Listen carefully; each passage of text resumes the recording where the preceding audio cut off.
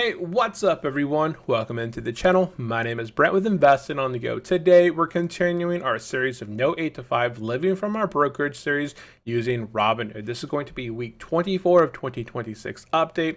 We're going to go ahead and hit up a few areas today. Our market update. As of the 11th of June, there's some big updates that cause the market to just move to the upside and break above that downtrend. Number two, we're going to be jumping and covering some of the sells that we did this week, the buys that we did afterwards, the equity that we created within our portfolio and how we use that to buy back more shares. And we did do some additional shares here today on Thursday, so stick around for that. Then we didn't have any dividends this week, so we'll skip right over. Jumping into our next area, our dividend portfolio breakdown of how I'm tracking my original shares, my margin shares, the normal dividends that I receive from my portfolio versus the margin dividends. I have a plan now going forward, so I'll go ahead and cover that. Then we'll be jumping into the Robinhood dashboard itself, taking a look at our positions, the daily movement, the weekly movement, and then how much margin we're currently using. There is going to be a real estate update here shortly. We're in the finalization of getting this deal through. So we'll do a whole video breakdown of where we actually came, where we expected, where we ended up at. So definitely stay tuned for that. If you guys are brand new here to the channel, would really appreciate you go down below, smash that subscribe, smash that thumbs up, and drop me a comment down below if you guys were buying, selling, staying put this week. And that's it. Now let's jump into the market update. Market update wise, Iran wars on day 101 as of Wednesday. We're on 102 right now. I know things were looking kind of escalatory. So as of Thursday, we'll share a little snippet that we had as of what happened today. But Wednesday, the U.S. had attacked some additional tankers outside of Iran. Looks like some Indian tankers were hit. Some crew members were killed or injured. Inflation numbers came out 4.2%, which is higher for the past 3 years, one of the highest points. This is due to rising energy costs. And also that back and forth between US and Iran looked like it was going to be escalating. We shall see. I post updates every day on Instagram, so if you guys are interested, follow me over there. Now, in terms of what was going on today, Thursday, right around 10:30 this morning, we got some big news that Trump came out saying, hey, I have canceled all scheduled strikes and bombings against Iran in the evening, and that we're very close to signing a framework, an agreement. The Iran had sent over to the U.S. a agreement. The U.S. had actually acknowledged it and potentially said, okay, this is going to work for us. As of that point, the S&P 500 not only, went up, it actually broke above the recent downtrend. So I'll go ahead and jump into the SPY right here. Here's the live movement. So here is the downtrend beginning back in early June as the market just continued to sell off with rising fear out there in the market. And it had been kind of trending lower. We had tried to break out of this downtrend back there on Tuesday the 9th, so earlier this week. And we try to make some movements toward the upside and downside here, just kind of lots of wiggling. But here we had that news at 10:30 that caused the market to immediately spike upwards of 0.94%. Now I recorded this on my phone today, where within just a minute the S&P 500 increased by a percentage and then was moving up and down within 0.5%. Every second. It was pretty wild to see. I recorded on my phone. As of that point, we broke above that 632 point, breaking out of the downtrend, and then continued to move higher towards the next ceiling of 737. We had actually broke above it at the end of day, and after hours are moving slightly higher. So this is now going to be good and positive news moving forward. Well, we've broken the downtrend. We have some sort of a deal potentially going into place. And now we'll either use 737 as support and continue moving up from here. Or if we do happen to slip a bit, we'll use that 732 as support moving forward. Same thing with the NASDAQ. Although I don't really watch the NASDAQ as heavy as the SPY, we did see another big, you can see this ginormous candle right here within that minute, upwards of 1.26% there on the day. So pretty interesting stuff that happened today, and we'll see how Friday goes. If Friday ends the week above 737, that's pretty positive. If it does pull down and end up at least above 732, that'll just basically say, yes, we've broken the downtrend, and next week is going to open it up so that if this deal goes through and escalation does not happen, and we're able to kind of keep everything under control and things become more planned versus uncertainty, then the market will begin to trickle higher and we'll come out of this downtrending market. So that's kind of the news out there in terms of what's going on in the market update. If you guys have any questions or comments or other inputs, drop them in the comment section below. Now, next area, we did do some sells and buys this week. So let's go ahead and go over into our sells and buys. So our first sell, so market was selling off pretty hard after the inflation numbers. So what was I doing back on the 9th? So this was on Tuesday. The S&P 500 right on through here had just downtrended and kind of like a waterfall effect in through here. So I took this and wanted to use that volatility to sell and rebuy into positions, kind of shaving off a bit of a loss, right? So what I was able to do here is I sold out of T-SPY here. I sold it at 12:19 p.m. I did have a little bit of a fee, kind of tracked that as well. So I sold out 6501 shares at 25.10. So back on the 9th, I kind of snapped it right on here. So the reason I sold at these specific points is we were within a range. We had hit a support on the bottom. On the SPY, this was around 722, very sharply hit it, bounced off. We hit that ceiling of 732, I believe. Let's go back, look at the SPY right on through here. So here's our 722 was that support that we bounced, and then we were coming up, we were going to be hitting this ceiling. We kind of just, you can see right here, we hit the line and bounced right off. Well, I knew that we were probably going to be retesting these lows, and I didn't know where we would be retesting, if we would come close to retesting the lows or not retesting the lows. So I took advantage of selling near, not at the top, but near these highs, just in case we did happen to break higher. As we were breaking down lower, I just kind of sold out. So right into this little area right here, not at these highs. I saw that we were deteriorating. So I went ahead and liquidated my position and just kind of waited, because Wednesday we were going to have inflation numbers. We were going to have some potential. We saw strikes were kind of going on. So we were going to have some escalation. So I just decided for me, I wanted to exit. So I went ahead and sold at a T-SPY here, 25.10. Same thing with TDAC, right in the same range, right in through here as we bounce. I sold at 27.55, my 6,265 shares, and then as well as IWMI. Although IWMI did hold up a lot better than my T-SPY and TDAC. You can see here for the short term, IWMI did actually do a bit of a climb after I had sold. So I could sold right here into the early mornings of the next day on the 10th. Markets actually digested the inflation numbers positively and then sold off through here. As soon as it sold off, though, that's when I entered here, but we'll talk about here in a second. So at 12:20, I sold my 2,092 shares at 51.37, and everything was liquidated. Those are the only three positions that I move in and out of, because those are my largest positions. If there's market volatility out there, I will use that to my advantage.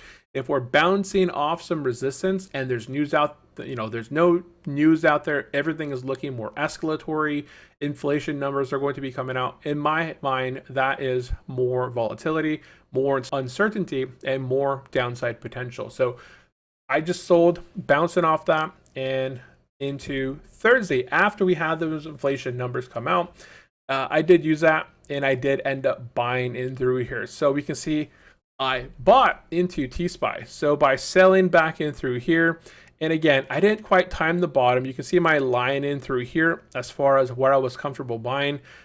You don't really want to ever set your buys at that very low point, because we usually make higher lows in recovery. So I always set my buys a little bit higher than where I'm expected to bounce. So right here, we sold at 25.10. I re-entered right around 11.30. It doesn't really show on the graph here, 11.30. The closest I could get here was 11.15.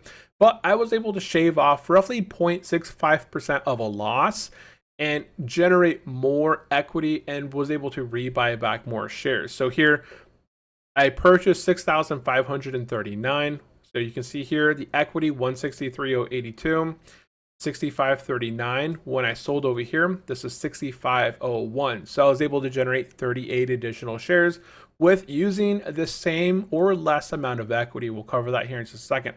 Same thing here with TDAC. I was able to sell TDAC right on back here, waited, set my buy order, my limit buy, not at these bottoms, but where I felt comfortable through these ranges. And we actually ended up purchasing additional shares here of TDAC at 11:38 on the following day at 27:36, right on through here. I was able to shave off roughly a difference of 0.71% within these. You can see here I picked up 6,308 shares versus I sold at 6,265. So 62.65 versus 63.08. That's a pretty good difference there, using the same amount of equity as well. And then my last one here was IWMI. I wasn't able to shave as much of a difference, but hey, between where I sold and where I re-entered, that's still a difference of 0.26%. So these small percentages, they may seem pretty small, but in the grand scheme of things, when you're able to shave off 0.26, 0.36, whatever, it actually creates that equity buffer in between where you're able to generate more shares. And the final thing that took place today, so as I saw the market broke the downtrend and began to climb higher, I decided to buy into another position. My equity within T-SPY was underpacing TDAC, and I wanted to keep those positions in terms of equity right around the same. So I went ahead and entered into T-SPY. I made a purchase there of 395 shares at $25.30. Although the interesting thing here for T-SPY is if I head over to T-SPY right here and just look at the daily on the 1 day, you can see that somehow I purchased these shares at $25.30, but I never, this never showed that even here at the highest point in the day, it's 25.26 was like the high of the day. And I ended up purchasing my shares at $25.30. So I overpaid a bit on purchasing these shares, but from where we're at still the highs of T-SPY, right on back here at the beginning of June, I'm still buying it at a bit of a discount from where where it's sold off to now. Even if you re-include the dividend, I believe the dividend re-included in here is around 1 point something percent. I'm still rebuying T-SPY at a bit of a discount from this sell-off, so I'm still better off making that purchase. So how did selling and rebuying shares benefit my portfolio? For that, we'll jump into my stock journal. Okay, stock journal wise, I didn't want to do the math on my specific margin position. So these right here are my margin positions, but here is my selling and liquidating of positions right on through here. So I sold T-SPY, TDAC, and IWMI. There's the shares that I sold at and the amount of equity that I sold of them. And then when I re-entered into T-SPY right here, you can see I used $87.77 less. I was able to generate $947.72 of equity between where I sold and where that price dropped down. And I was able to pick up 38 additional shares. On my TDAC, I used, again, almost the same amount of equity. I used $10.94 less in equity to rebuy 43 additional shares. That's a difference of $1,076.48 by selling, letting the market kind of selling off a bit, and then re-entering. I was able to not create a loss of 1176, but ended up creating a equity positive difference and added more shares to my portfolio. And then with IWMI, although it wasn't that much of a difference between where I sold and re-entered, I used $15.01 less, but the equity difference is $256.20. And I was able to buy back 5 additional shares on top of my original shares of IWMI. So all in all, by selling and waiting and then re-entering, I was able to generate roughly $2,380.40 of additional equity. And by when entering into these positions again, I shaved off around $113.72 of equity that I was using to buy it back into these positions, but with more shares. So overall, it worked out pretty nice. And there's my latest buy on T-SPY. Now, the reason I bought T-SPY, as I kind of said, we did break above that trend of 237, and I wanted to buy a bit heavier at the moment. My deal with my real estate is going through. We just signed off today as of Thursday that we've came to an agreement on some things, and everything's going to be finalized and kind of pushed through. So we're hoping that this will all close by the end of June, and all the equity that we get from that house sale will just roll into the portfolio and knock off the margin amount, down to very minimal. And then I will have extra, my margin percentages will go down, and I'll be using less margin, and I can just amplify depending on where the market's at. If the market does pull back, that's going to be positive for me, right? Because I'll have extra spending power to invest into the market.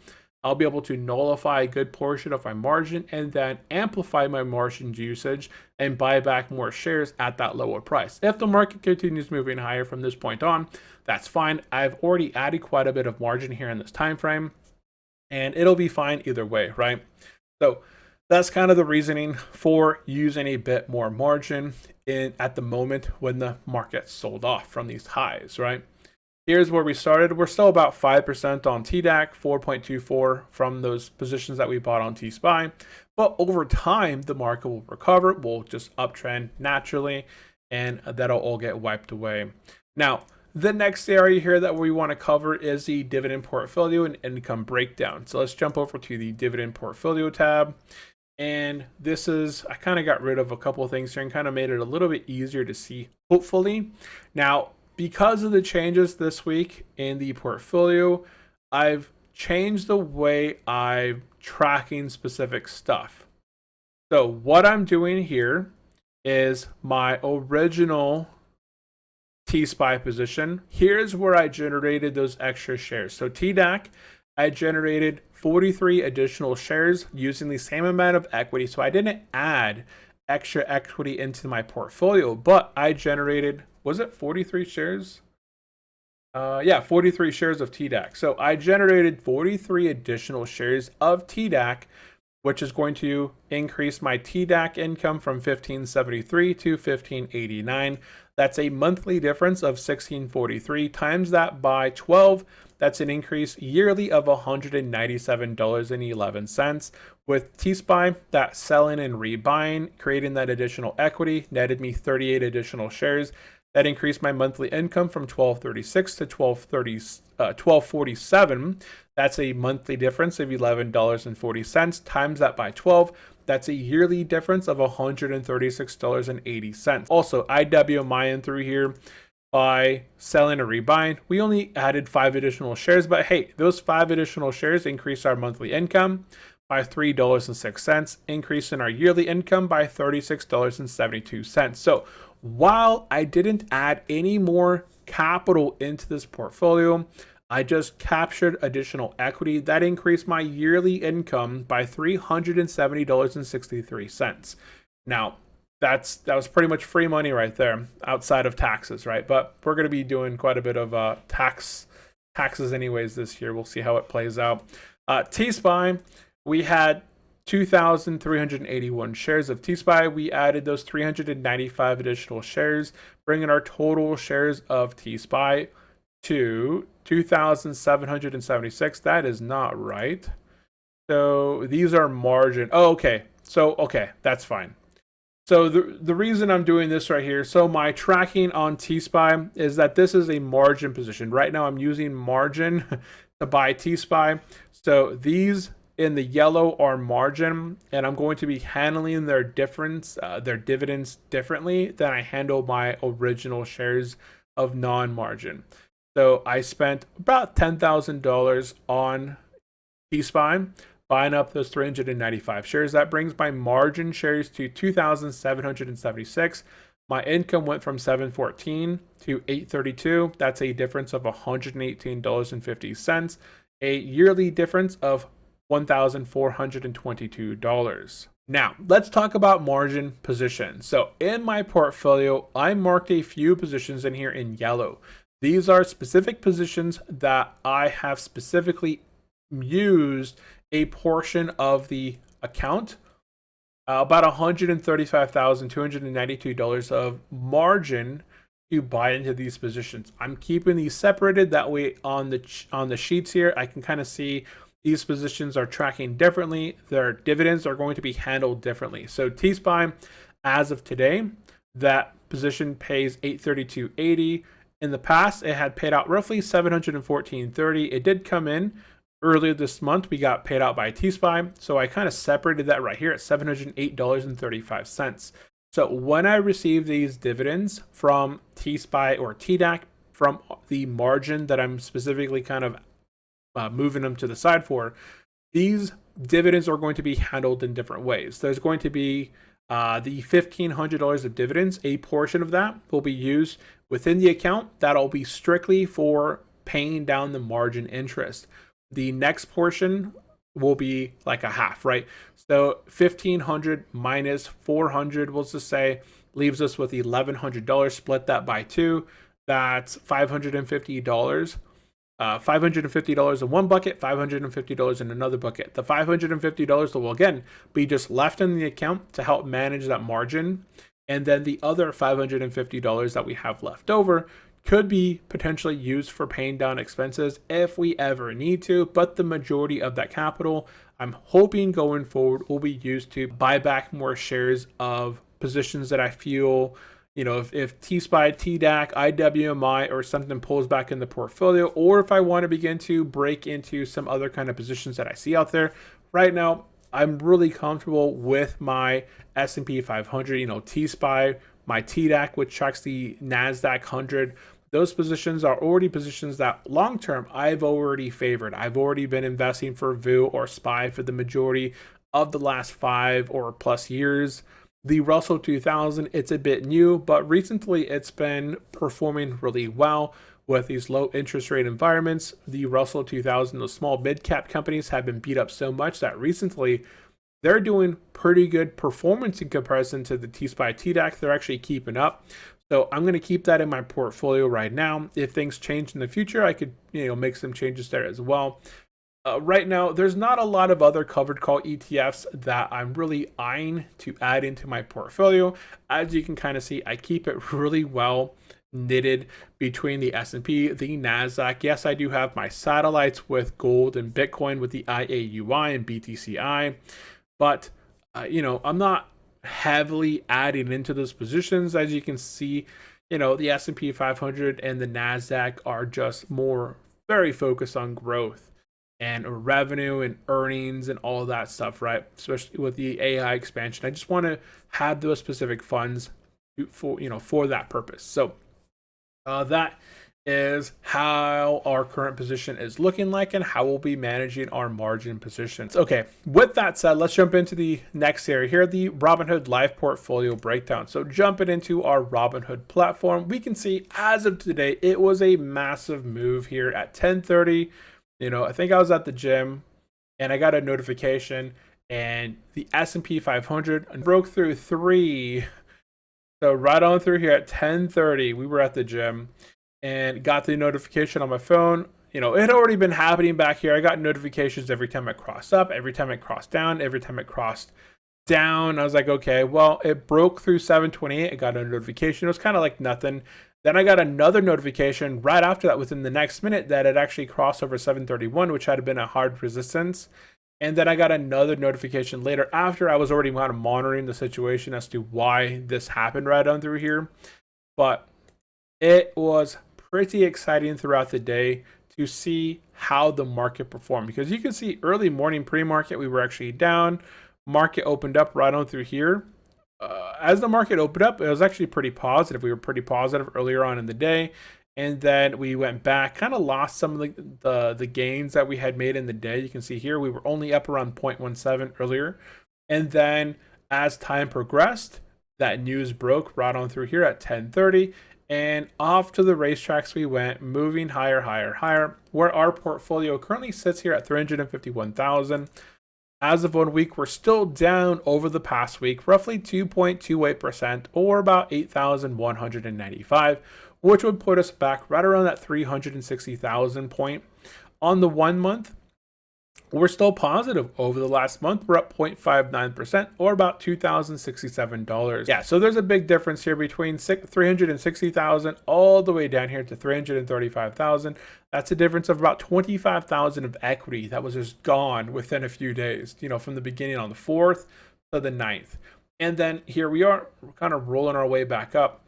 We did sell, rebuy, and added more equity while the market was down. So I'm hoping that the market does recover. But again, if it doesn't recover, I have a plan of action in place that we're going to be getting some equity to kind of pay down the margin and use that to also buy back into the market as well. So guys, let's see here. What else is next? Let's look at our buying power in here. I'll take a look at our margin. So our margin buffer, it is at 64.67. This is perfectly fine.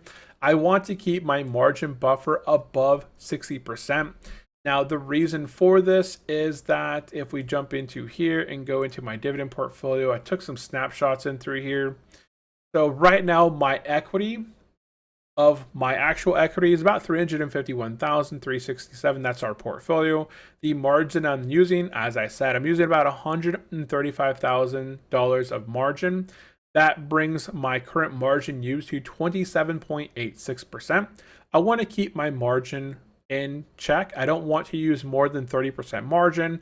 So even here at 27.86, this is fine. I'm comfortable with it where it's at, especially when we're going to be adding equity into the portfolio, kind of knocking off 80% of this margin alone.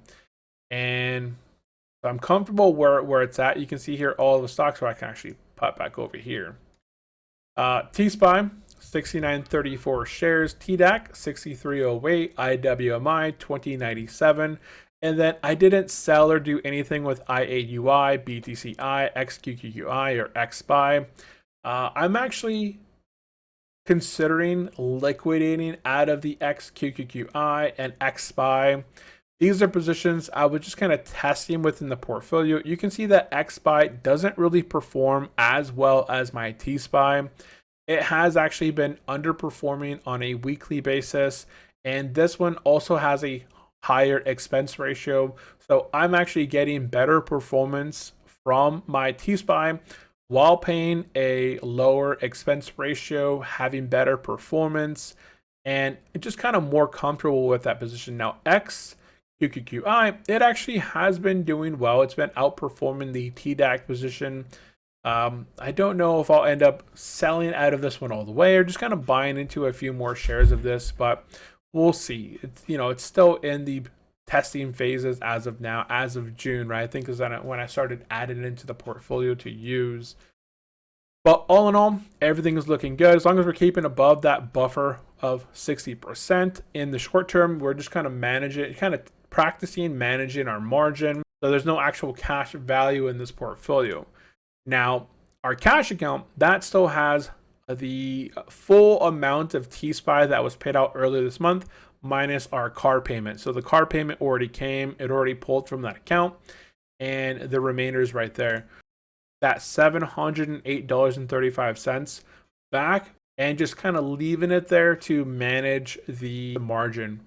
Although it doesn't really need to be managed, it just, maybe that equity could just be better used to invest versus managing the margin itself. So that's kind of where we're at the moment. And as far as big wins and plans, we'll chat about this in another video. This video is long enough at the moment, and I'm working on a ton of other things in the background, but otherwise everything is going smoothly here in the month of June. So guys, that is going to be it for today's video. I do appreciate everyone tuning in and hanging out. If anybody has any comments or questions at the end of the video, drop them into the comment section below. Would really appreciate it, and I can always answer it. Also, check out the pinned comment down below for some goodies, signing up for either SoFi, Robinhood, or the Discord server. And that is going to be it for this video. I do appreciate everyone for tuning in and hanging out. Subscribe, hit that thumbs up, and I'll see you guys in the next one. Bye-bye.